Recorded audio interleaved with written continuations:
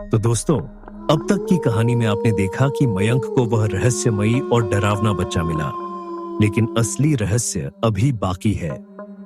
आगे देखिए। मुझे बहुत भूख लगी है, मुझे खाना लाकर दे दो ना, वरना मैं आपका दिल खा जाऊंगा।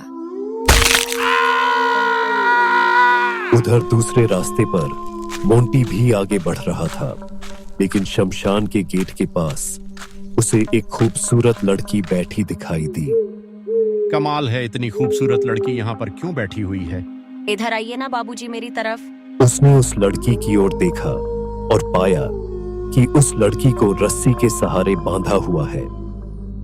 लड़की दिखने में बहुत खूबसूरत थी, जिसे देखने के बाद मोंटी उसकी तरफ आकर्षित हो रहा था। आप कौन हैं?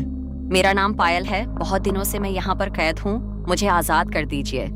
अगर मैंने तुम्हें आजाद कर दिया तो मुझे क्या मिलेगा? आप मेरी तरफ गौर से देखिए, जो खूबसूरती उसके पास है, क्या वह मुझ में नहीं है? अगर आप मुझे आजाद कर देंगे तो मैं आपकी हो जाऊंगी। मोंटी ने उसको थोड़ी देर तक देखा, निहारा और फिर सोचा। यह भी बहुत सुंदर है। यह सोचकर मोंटी उसके पास गया और झट से उसकी रस्सी खोल दी। रस्सी खोलते ही जैसे ही लड़की खड़ी हुई, मोंटी ने उसे गले लगा लिया। इतनी खूबसूरत हो तुम। तुमने रागिनी से कहा था कि तुम उसके लिए कुछ भी कर सकते हो, लेकिन तुम तो मुझे देखते ही पलट गए। यह भयानक आवाज सुनकर मोंटी के चेहरे की हंसी गायब हो गई। वह झट से उस लड़की से अलग हुआ।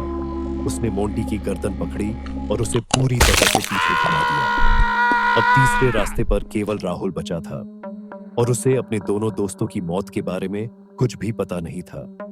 वह अपने कदम आगे बढ़ा रहा था कि तभी कोई साया उसके सर के ऊपर से गुजरा। उसने चौंकते हुए ऊपर सर उठाकर देखा तो वह साया दूर जा चुका था। राहुल को अब बहुत डर लग रहा था, लेकिन फिर भी वह हिम्मत करते हुए आगे बढ़ रहा था। काफी देर चलने के बाद उसे सामने एक आदमी नजर आया, जो सामने एक पेड़ से चिपका हुआ था और मानो उसके मुंह पर भी कुछ चिपकाने का लगा दिया हो, जिससे कि वह बोल भी नहीं पा रहा था और वह केवल रोए जा रहा था। हा हा हा हा हा हा हा हा हा हा। आखिर मैंने इसे ढूंढ ही लिया, मुझे इसे ही मारना है। उसके बाद रागिनी मेरी। उस आदमी की आंखों से लगातार आंसू बह रहे थे। वह राहुल को कुछ बताना चाहता था, लेकिन राहुल कुछ भी सुनने को तैयार नहीं था। उसने उसके पास रखा चाकू उठाया और उससे उस लड़के की गर्दन धड़ से अलग कर दी। देखो रागिनी, मैंने उसे मार दिया। उसे देखकर रागिनी मुस्कुराई। राहुल को ऐसा लगा जैसे कि उसे सारे जहां की खुशी मिल गई हो। वह उसे अब साथ में घर ले आया। राहुल को अब लग रहा था कि अब उसे जिंदगी में और कुछ भी नहीं चाहिए। अब वह काम पर भी नहीं जाता, बस उसे रात होने का इंतजार रहता और शाम होते ही उन दोनों का प्यार फिर से सर पर चढ़ जाता। इसी तरह 6 दिन गुजर गए और अब राहुल के मन में कई सवाल खड़े हो रहे थे। रागिनी, मैंने तुम्हें कभी खाना खाते हुए नहीं देखा, और हाँ, कभी सोते हुए भी नहीं देखा। ना ही तुम मेरे साथ कभी बाहर जाती हो। 1 हफ्ता होने को आया है, ऐसा कैसे हो सकता है? ना कोई खाए ना सोए। इस पर रागिनी ने रहस्यमय मुस्कान के साथ जवाब दिया। मैं आपकी बीवी नहीं हूँ जो आप मुझसे मेरे राज जानना चाहते हो। मैं हर मर्द के साथ सिर्फ 1 ही हफ्ता रहती हूँ, और वह 1 हफ्ता आज रात पूरा होने वाला है। आज अमावस की रात भी है। देखो रागिनी, मैं तुम्हारे बगैर नहीं रह सकता।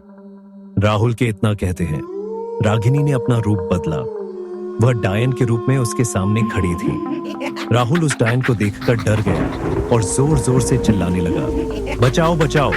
लेकिन डायन ने पूरे घर के अंदर धुआं धुआं कर दिया था, जिससे कि राहुल की आवाज बाहर तक नहीं जा सके और कोई भी उसकी मदद नहीं कर सके।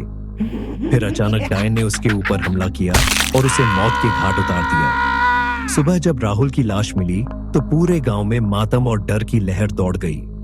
लोगों को तब समझ आया कि रागिनी कोई साधारण लड़की नहीं, बल्कि वही खूंखार डायन थी। उस रात के बाद गांव में सूरज ढलते ही सन्नाटा छा जाता था। राहुल का घर अब मनहूस हवेली या भूतिया घर कहलाने लगा, जहां जाने की हिम्मत कोई नहीं करता था। कहते हैं आज भी आधी रात को वहां से एक लड़की की धीमी हंसी सुनाई देती है और वह साया अभी भी उसी गांव पर मंडरा रहा है।